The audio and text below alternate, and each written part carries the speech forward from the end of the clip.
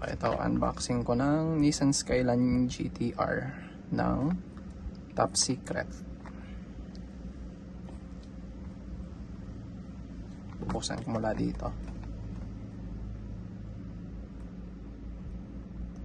Tigas ang plastic na itong isang to.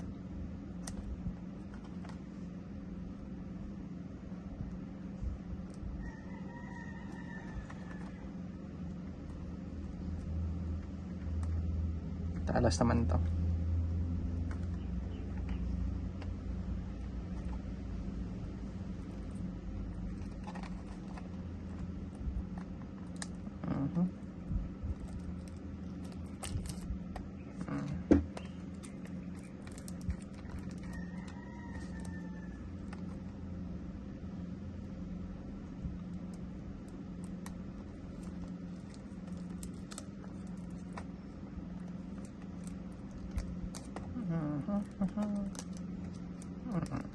Ayan.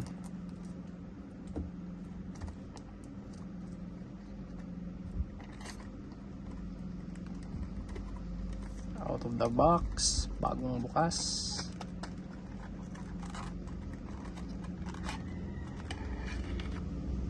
Ayan.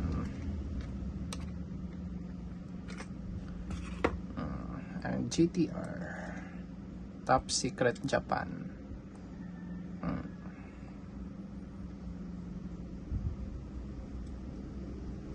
Maganda yung details. Buti na lang ito yung napili. Ang gulong rubber din.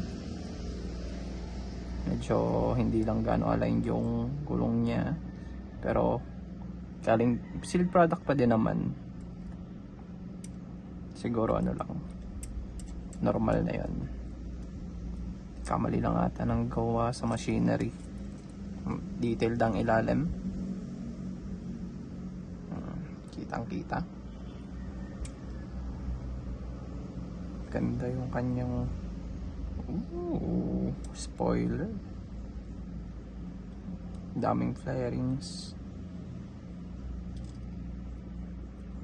Magandang choice sa pagkuha niya to.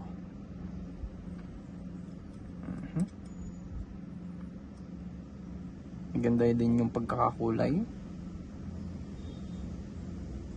Shiny coat. Hindi natagilid pag natakbo. Walang killing. Palit na ulit natin sa box.